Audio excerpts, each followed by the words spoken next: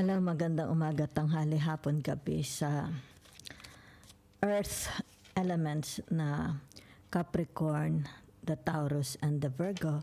Bibigyan ko kayo ng reading para sa natitirang araw linggo ng buwan ng August.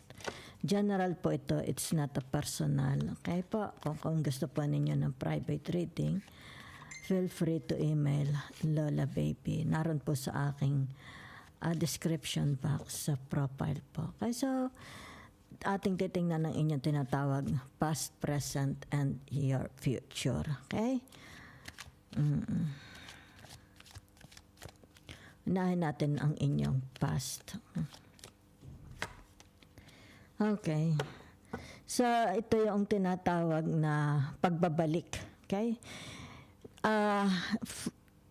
It's about your past, di ba? Either ito yung tinatawag may mga binalikan kayo or ito yung mga tao na nagbabalik sa buhay ninyo. Okay?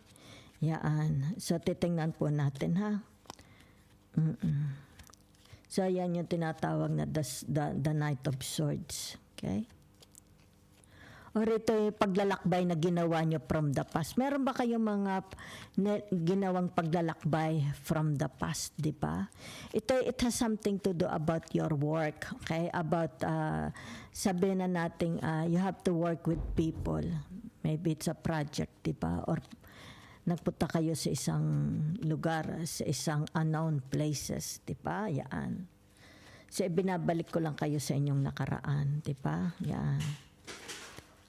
It's like, kailangan ng inyong attention, di ba? Yan. So, narito, okay, yung tinatawag na the Ten of Wands, okay? So, ibig sabihin itong the Ten of Wands na ito, it has something to do about your work. Okay, yan. So, nakikita ko dito, from the past, meron kayong tinatawag na napakalaking obligasyon, responsibilidad na may kinalaman sa trabaho, okay? So ito yung nakikita ko dito, let's say sabihin natin mga group of people, you work with a group of people, di ba?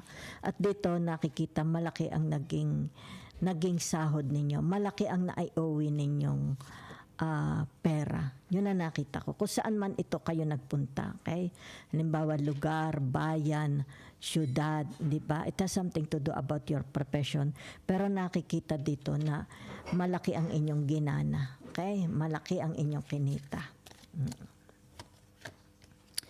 So, meron dito from the past na it's like tinatawag na nagkaroon ng ending, okay? Nagkaroon ng tinatawag na termination, okay? Yan.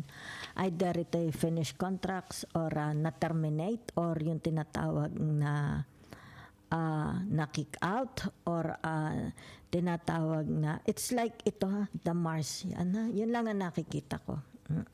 So, titingnan ko lang, ha? So, meron dito tinatawag the bottom cards, di ba? Okay? Kumbaga ito yung nagdala sa iyo ng dalamhati. Yan. Okay? From the past ito, whatever it is, okay? Maaari ito yung marriage, di ba? Maaari ito sa trabaho. It's like tinatawag na nagkaroon ng sudden or abrupt, okay? Na halimbawa sabihin natin na-terminate ang contract o kaya na-kick out, di ba? O kaya halimbawa kung it's a love affair, it's a love romance, a marriage, nagkaroon dito ng dalamhati, di ba? Yan. Nagkaroon dito ng tinatawag discovery. Meron ditong nagdusa. Okay? Yan. So, tingnan natin your present.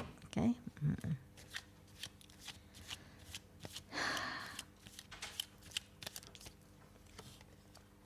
Okay. So, narito ang tinatawag na the seven. Okay? The seven of swords. Yan. Okay. So, pag sinabi mong the seven of swords, it's like itong taong ito is hindi siya yung tinatawag na sa kanyang pagtatrabaho, di ba? Hindi, kasi nakikita ko mag-iingat po ha dahil ito'y present. Pwede kayong maaksidente. Okay, yan no. Kasi may may nakakalat na tali, di ba? Accident prone or may nagbabadya. It's like nagtatrabaho kayo ngayon. Yun ang nakikita ko, nagtatrabaho. Pero it's like baka absent-minded ka, di ba? Yan. Marami kang mga tinatawag na ang iyong isip is hindi nakapokus sa iyong ginagawa. So be very, very careful. Nakikita ko ito yung tinatawag na maaring trabaho ito. Okay? Maaring sabihin na nating magkaroon ng sakuna or aksidente. Mild. Baka naman mild lang, di ba? So, ibig sabihin nito, present of mind. Kung kayo may mga ginagawa, halimbawa, nagluluto ka, di ba? It's like, yung tinatawag, scattered. Okay? Scattered, yan. Concentrate ka sa ginagawa mo dahil maaring mapahamak. Okay? So, meron dito, it's like tinatawag na bagong, merong, kita mo, it's like a gold bee, di ba? Yan. So, meron ditong papasok na it's like abundance. Yan ha, nakikita ko for you. It's like meron ditong problema, very, very problematic. Okay? Kailangan ng tinatawag na solusyon kasi maitim ang clouds. Diba? So, it needs ang nakikita ko dito, it needs a lot of money. Okay? It needs a lot of money. Kung ano man ito, di ba?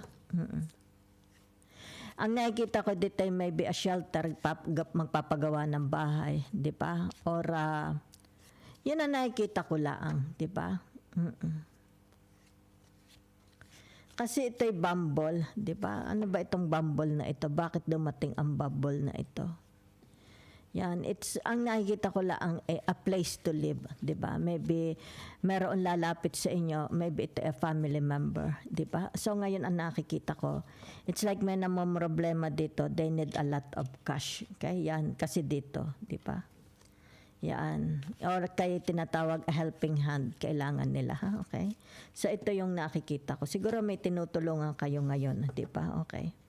So meron dito tinatawag the tree of Pentacles, di ba? Yan. So nakikita ko sa tinatawag na the Three of Pentacles. Yan ha. Meron ditong very, very attracted pa rin siya, di ba? Or pinapangarap, di ba? Yan oh. Meron ditong tao, okay? Ikaw ba ito or sila ito?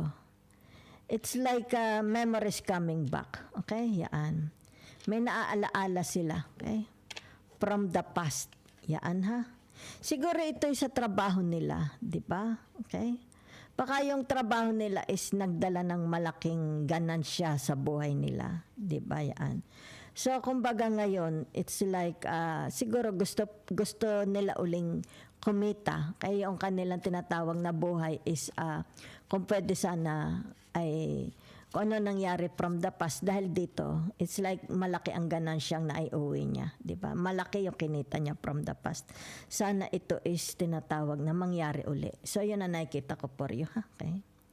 Yan. So, meron ditong, yan, oh. Kasi, dito ko lang siya nakita, di ba? Okay? Meron ditong nangangailangan ng tulog. Maybe ito'y anak mo, di ba? Okay? Maaari ito'y sabihin na nating may edad. May edad na ito. Siguro kayo ito may edad na. Okay? Maaari ito'y apo ninyo nangangailangan ng pera. Okay? Or baka meron kayong hayop na kailangang ipadala sa veterinary. Or baka itong batang ito is bibili ng dogs. Or baka may pangangailangan dogs, di ba? Yung kanyang pets, di ba? So, meron dito, it's like tinatawag pag-uusap. Maaari tayong magpapagawa ng bahay, may mga tutulungan, di ba? Okay, whatever. Kasi narito, di ba? It's like a shelter ang nakikita ko, okay? So it's like tinatawag for some of you, yung tinatawag nagbabalik na karaan. Siguro yung sabihin na natin, noong una, malakas kang kumita, di ba? Pero nagkaroon dito ng tinatawag na obstruction, di ba? Nagkaroon ng obstruction. Kumbaga dito ay tinatawag na ranasan ang tinatawag na paghihirap. Maaari ito sa trabaho or a marriage, di ba? Okay? Let's see your future. Okay, so whatever is this, ang nakikita for some of you is you are thinking travel, okay? In the future, thinking, yeah? Maybe you are planning.